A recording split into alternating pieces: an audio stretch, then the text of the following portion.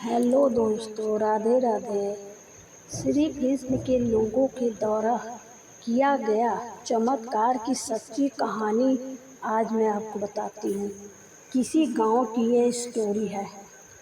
किसी गांव की कहानी सुनाती हूँ जिसमें श्री कृष्ण एक चमत्कार हुआ था श्री कृष्ण द्वारा। उत्तर प्रदेश के एक छोटे से गांव वृंदावन में एक किसान रमेश और उसकी पत्नी सुमन और दो बच्चों के साथ रहती थी। रमेश की जिंदगी बहुत ही कठिनाइयों से भरी हुई थी।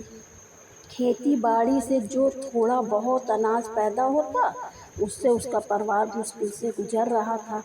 एक बार गांव में भयंकर सूखा पड़ा और रमेश की फसलें बिल्कुल बर्बाद हो गई।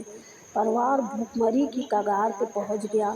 रमेश और सुमन दोनों बहुत ही चिंतित थे कि अब क्या होगा, अब बच्चों का कैसे पालन पोषण होगा।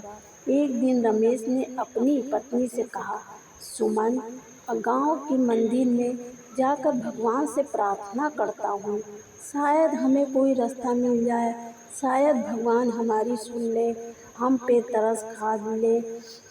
रमेश और सुमन दोनों गांव के श्री कृष्ण मंदिर में गए।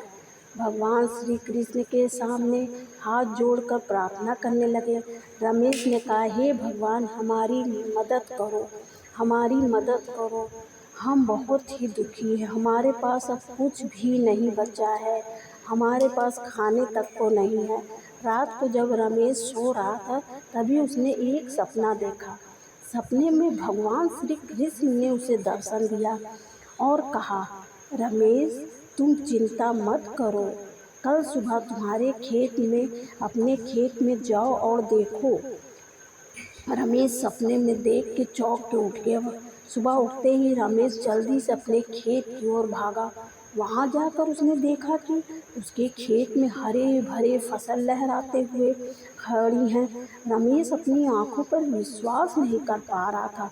वह दौड़ता हुआ घर वापस आया और सुमन को सारी बात बताई। दोनों ने भगवान श्री कृष्ण का धन्यवाद दिया। इस चमत्कार के बाद रमेश के खेत की फसलें हमेशा अच्छी होने लगी और उसके परिवार की सभी समस्या धीरे धीरे खत्म हो गई। गांव में यह बात जंगल की आग की तरह फैल गई और सब लोग भगवान श्री कृष्ण की महिमा का गुणगान करने लगे। इस घटना के बाद से रमेश और उसकी परिवार हर साल जन्माष्टमी के दिन भगवान श्री कृष्ण के विशेष पूजा करते हैं और उनके प्रति अपना श्रद्धा व्यतीत करते हैं। यह कहानी आज भी भगवान के बड़ी ही श्रद्धा और विश्वास के साथ सुनाई जाती है सब जगह।